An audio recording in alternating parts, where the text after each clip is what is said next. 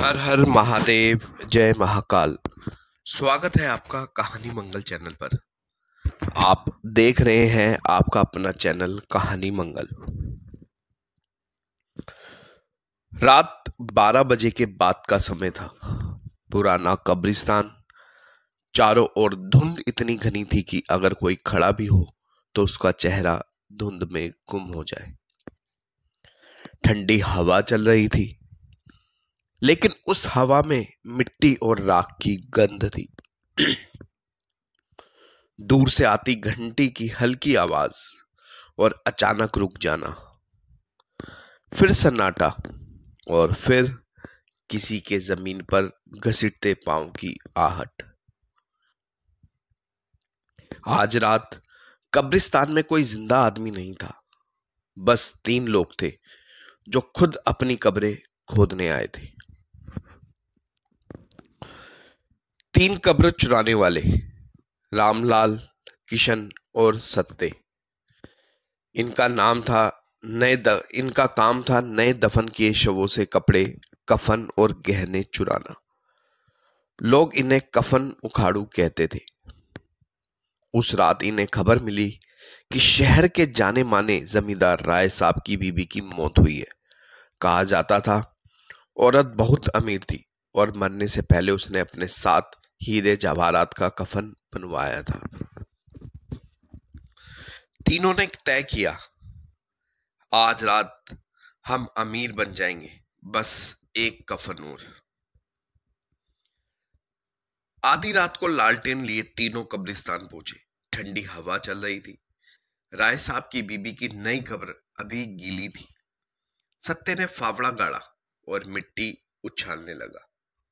हर चोट पर मिट्टी से कुछ सरसराने की आवाज आती, जैसे कोई अंदर से हिल रहा हो। रामलाल हंसकर बोला, अभी अभी दफनाई गई है, आत्मा भी ठंडी नहीं होगी। तीनों ने मजाक किया और मिट्टी हटाने लगे। आखिरकार ताबूत नजर आया। ढक्कन हटाया। अंदर एक सुंदर औरत का चेहरा था, लेकिन आंखें खुली थी। किशन कांप गया। भाई, ये जिंदा है क्या? रामलाल बोला, मर चुकी है, कफन निकालो और चलते बनो। उन्होंने कफन खींचा।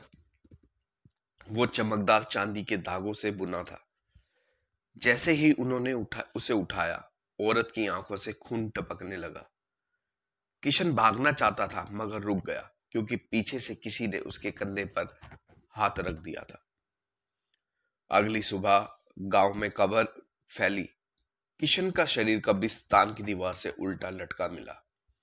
उसके गले में वही चांदी का कफन लिपटा था। लोगों ने कहा, कफन जिस औरत का था वो रात को अपने कपड़े लेने लौटी थी।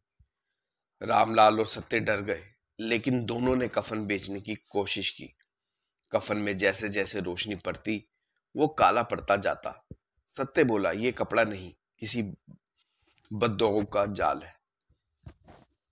रामलाल ने गुस्से में उसे जला दिया, लेकिन जैसे ही आग लगी, धुएं से औरत की चीखें निकलने लगी, मेरा कफन लौटा दो। उसके बाद से सत्ते हर रात किसी को अपने दरवाजे पर दस्तक देते सुनता। धीरे धीरे वो दरवाजा खुलता तो हवा चलती और कफन का एक टुकड़ा जमीन पर पड़ा मिलता। तीसरी रात रामलाल अकेला रह गया। उसने गांव छोड़ने की ठानी। रात के 3 बजे बैलगाड़ी लेकर निकला।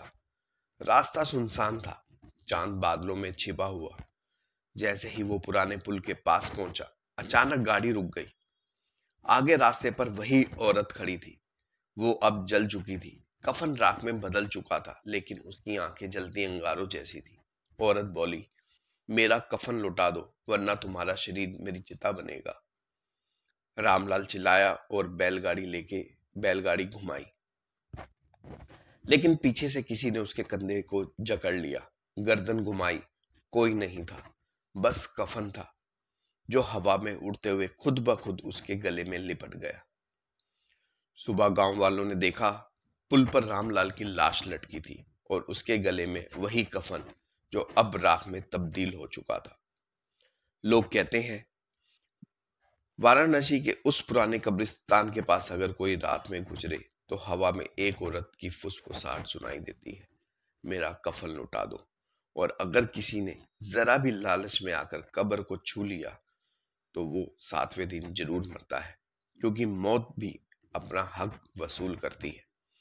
तो वीडियो पसंद आई हो तो लाइक करें, चैनल को सब्सक्राइब करें। मिलेंगे नेक्स्ट वीडियो में। तब तक के लिए आप अपना और अपने परिवार का ध्यान रखिए। एक बार जरूर प्यार से बोलिए, हर हर महादेव, जय महाकाल।